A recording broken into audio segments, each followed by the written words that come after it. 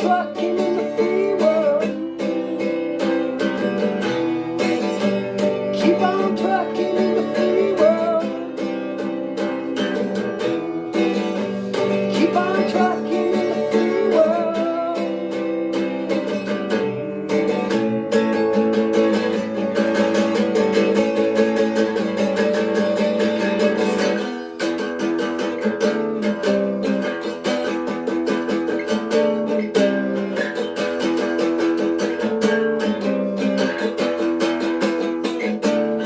I see a woman in the night with a baby in her hands under an old street light near a garbage can.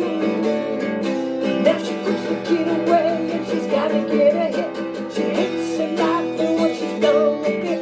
That's one more kid that'll never go to school, never get to fall in love, never get to be cool.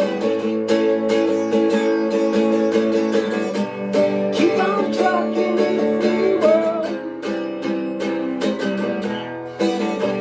Keep on trucking in the free world. Keep on trucking in the free world. Keep on trucking in the free world.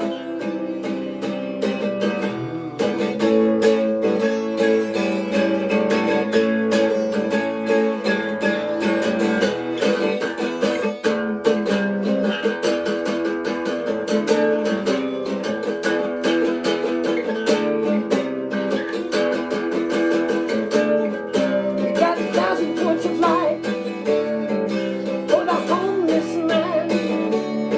We got a kind of gentle machine gun hand. We got department stores and toilet paper. Got styrofoam boxes full of nose on there. Got a man that people says to keep alive. Got a fuel to burn. Got ropes to drive. Keep on trucking in the free world. Keep on trucking in the free world. Keep on trucking in the free world. Keep on trucking in the free world.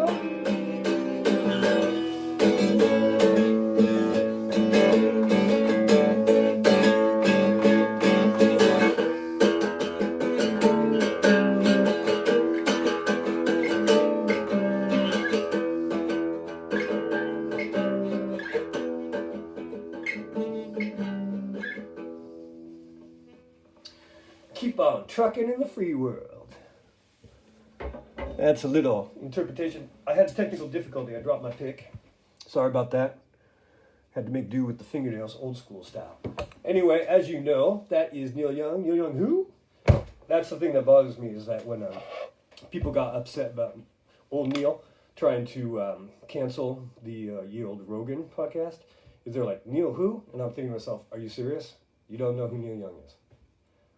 You know, Neil Young, in my eyes, is like a legendary. You know, he's up there at least David Bowie level, but I guess there are people who don't know who David Bowie is either.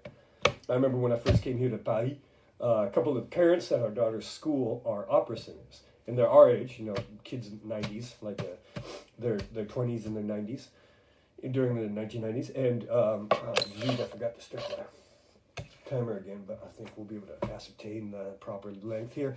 And I said we were talking about Nirvana, and they were both like, who? You know, so I guess there are people who don't know who Neil Young is. But anyway, as you might have perceived, I changed a few of the lyrics here. Just instead of red, white, and blue, I changed it to red, white, and you, in honor of our the Great White North, our neighbors to the north, not here in the France, in the People's Republic of France, but in the United States, our good neighbors to the north. And then I changed the chorus to keep on trucking in the free world, in honor of the Ottawa Convoy. So this song was written in 1989. I didn't realize it was one of his more recent songs, but it does certainly sound like a 90s song. And with Frank Poncho Sampedro, who I'm not sure who that is, but he was the co-writer.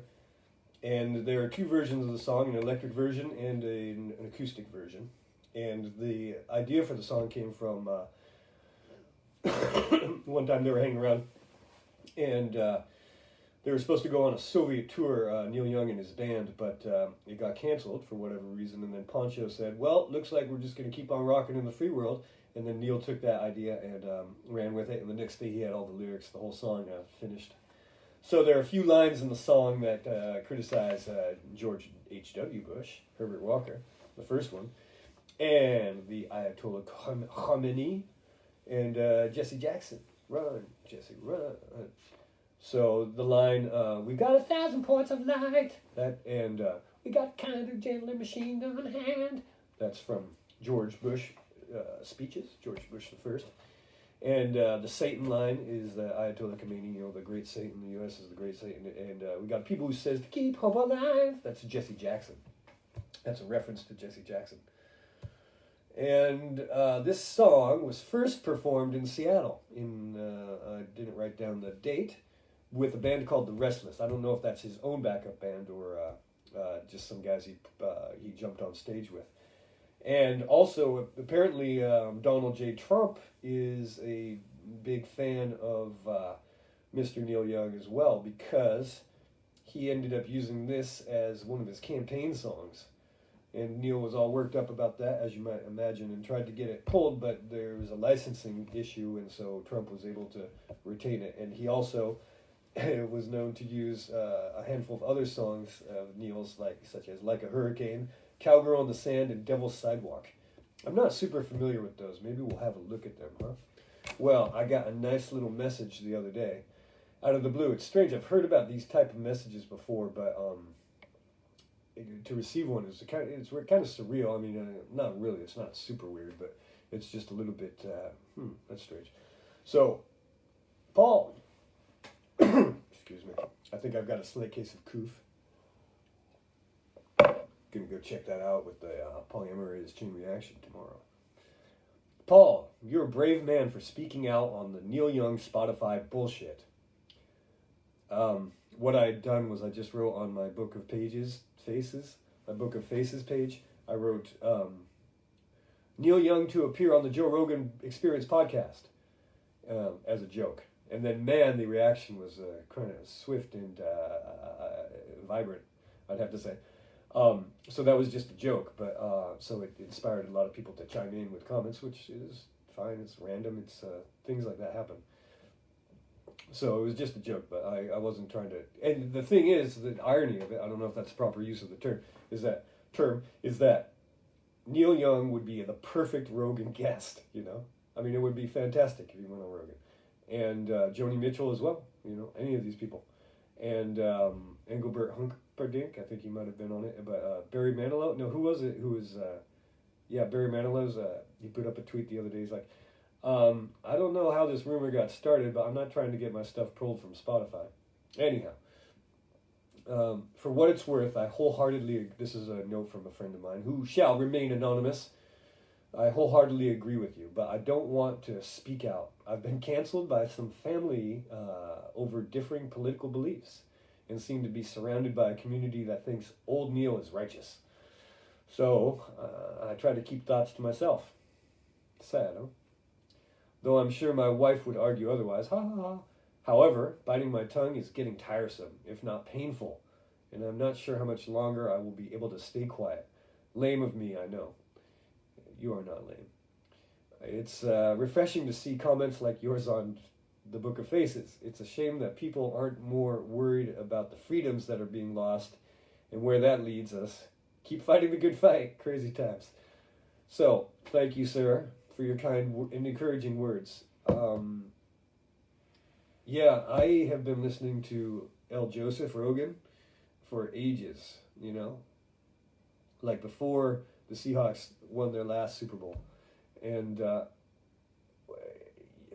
the people who never sat down to listen to one of his interviews, getting so upset and taking sides about it, it's just another one of these pathetic tribalists,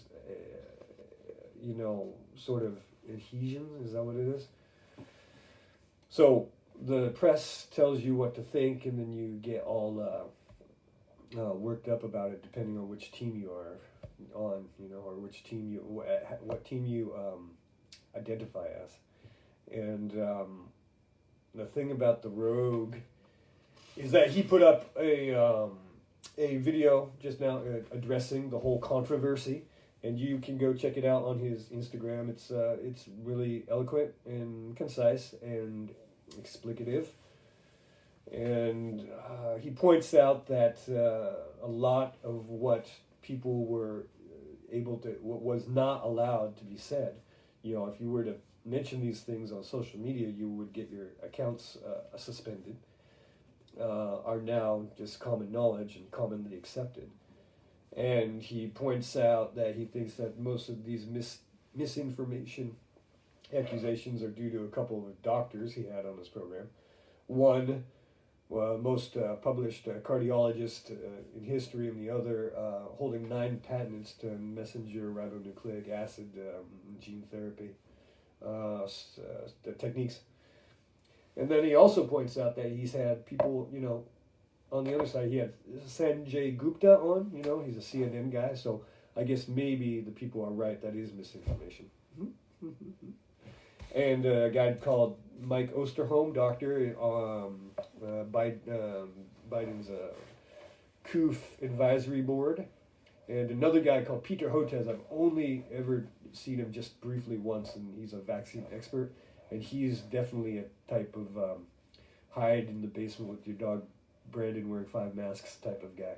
So, the thing that's great about his show is he just gets great guests, long conversations, in depth, and you just get misled by the corporate propaganda, which is trying to do this. And there's so much to say about this, as a matter of fact, but I think I'll just leave it there for now and do one more round of Let's Get Truckin', hey?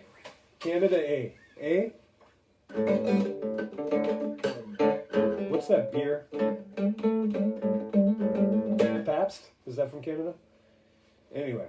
Keep on trucking in the free world. Keep on trucking in the free world. Keep on trucking in the free world.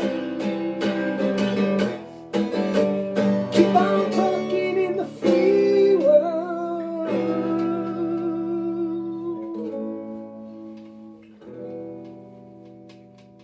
Okay, that's all for now. Thank you, my good friend, again for that kind missile. And thank you all for watching. And please feel free to drop a comment if ever you like. And so forth.